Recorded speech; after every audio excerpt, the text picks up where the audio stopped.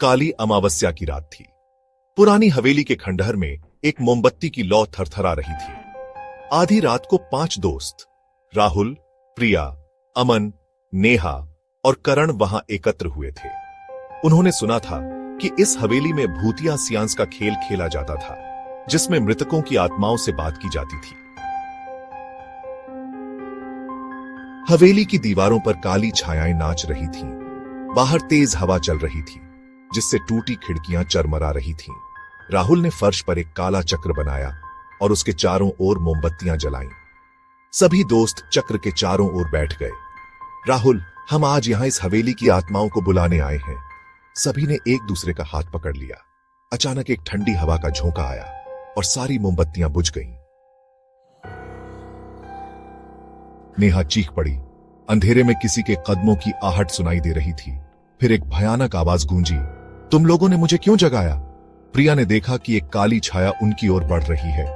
अमन के हाथ में टॉर्च थी, लेकिन वह काम नहीं कर रही थी। अचानक करण की आंखें पलट गईं और वह एक अजीब आवाज में बोलने लगा, यह हवेली मेरी है। 50 साल पहले यहां एक काला जादू किया गया था। नेहा और प्रिया दरवाजे की ओर भागी, लेकिन दरवाजा अपने आप बंद हो गया। खिड़कियों से काली छायाएं अंदर आ रही थीं। करण अब पूरी तरह किसी और की आत्मा के वश में था। हमें यहां से निकलना होगा। लेकिन तभी सभी मोमबत्तियां अपने आप जल उठीं और उनकी लौ हरे रंग की थी। कमरे में ठंड बढ़ती जा रही थी। दीवारों से खून टपकने लगा। अचानक करण खड़ा हुआ और एक भयानक हंसी हंसा।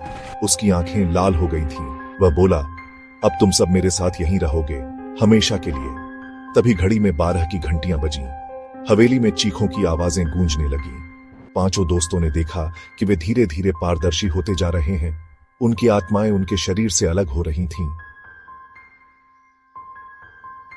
अगली सुबह जब पुलिस हवेली में पहुंची तो उन्हें सिर्फ 5 ठंडे शरीर मिले, जिनके चेहरों पर भय की भयानक अभिव्यक्ति जमी हुई थी। लोग कहते हैं कि आज भी अमावस्या की रात में इस हवेली से 5 युवाओं की चीखें सुनाई देती हैं।